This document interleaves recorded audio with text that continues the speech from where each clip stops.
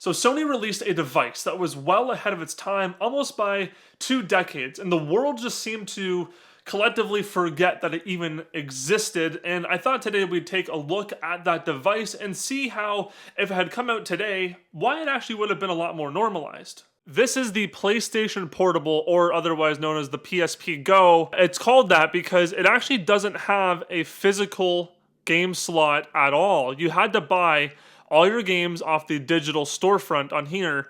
And this was all the way back 17 years ago in 2009. So you can already see how if you had a digital console way back in 2009, that kind of thing wouldn't actually, boast too well, especially when physical media was really, really big back then with all the blockbusters and all that around. Launching a console like that in this time wasn't so great at all. It did come with 16 gigabytes of storage, which is okay, I suppose. Some of the games are pretty tiny, but the one cool thing that this had going for it was the whole slide-out mechanic. You can see it's actually going to power on here. I do have a little bit of a story with this unit in particular. I actually never really owned a real PSP for a really long time.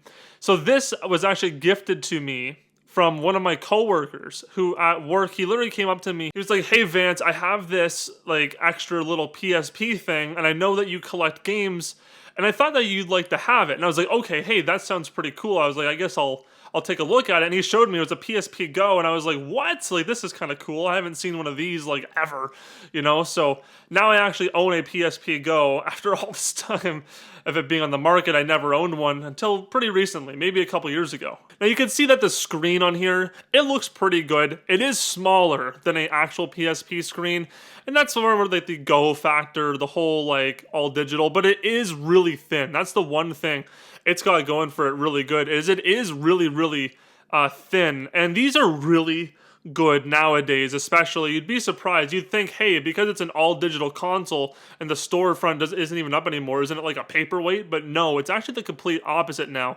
Homebrewing one of these things is really quick. It only takes like a few minutes. You don't really need too much to do it. And on top of that, it actually opens up the console to a whole bunch of extra software, which is pretty cool as well. I don't remember what games are on here exactly. Looks like we have Gladiator, Wild Arm. There's Mod Nation Racers. There you go. Okay, so why don't we try loading up a game and seeing how it runs. Now, these are like mostly all PSP games, so I'm sure they'll run fine, but let's just see. Maybe we'll try like, what is this? We'll try Little Big Planet. Let's see. I will say the loading times, they do take a little while, I'm not gonna lie. You definitely get used to the modern conveniences that we have with solid state drives and all that stuff nowadays, how much faster it really is.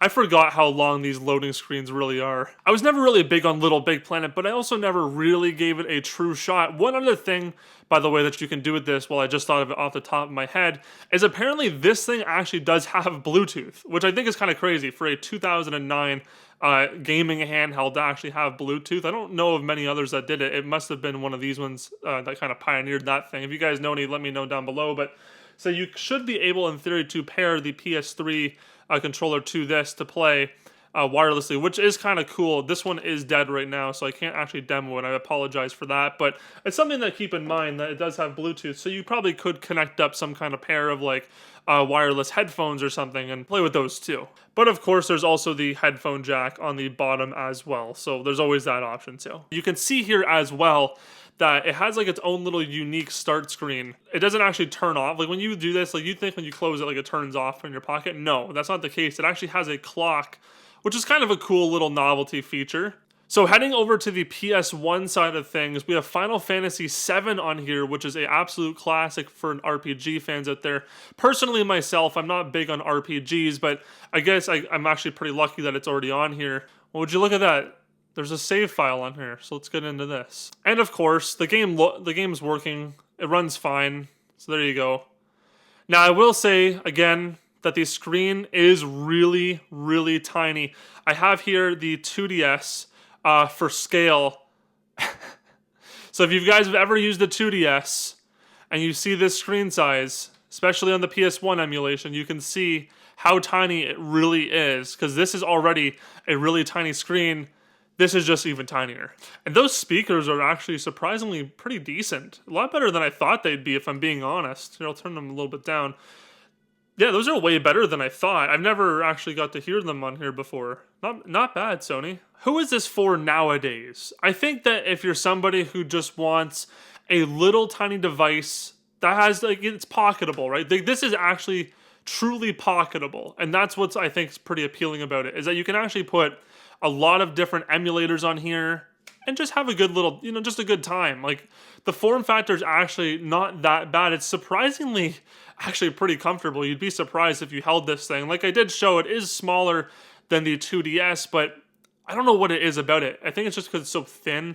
It's actually really light too. Like I can comfortably hold this on like 2 fingers, and it's not like bothering me to do that. Now you can see when I bring it up closer to the camera as well, you can see the actual controls. They are very shallow compared to an actual PSP. So like that's it's got that going for it. I think you can comfortably play, like, I've seen that you can play PS1 games, because Sony has their official emulator that's on here, and you can also, if you're going to use homebrew and stuff, you can inject your own ROMs directly into that and use eBoot and all that stuff to get the games running on here. But you can also play like everything before PS1, pretty much, like Game Boy Advance, that should run perfectly fine. SNES, NES, Atari, but Atari runs on a toaster, so it should run on here fine too. But like essentially you can run pretty much everything before PS1 and in a pretty pocketable size. And 16 gigs, that's pretty good. I think if you homebrew it, you should be able to put some, like, I think you can probably put any memory card realistically. Don't take my word for it. I have not looked that up yet, but I'm just making that assumption because the homebrew community is pretty awesome like that. They seem to have good little workarounds for a lot of things. So with that being said, let's just go to the outro. So, who is this device for nowadays? I think that, if I'm being honest, I think it's more for the collector rather than the actual daily use. If you did want to use it, I mean, you could obviously homebrew it and put on some emulators and do some stuff like that, but I think there's just way better alternatives out there on the market currently, and this is just more of a forgotten novelty nowadays, in my opinion. That's pretty much all I got, so thank you so much for watching the video. If you liked it, make sure to like it. If you disliked it, make sure to dislike it. It is a small channel that I am running here, so please subscribe. It would mean a lot. I would really appreciate it.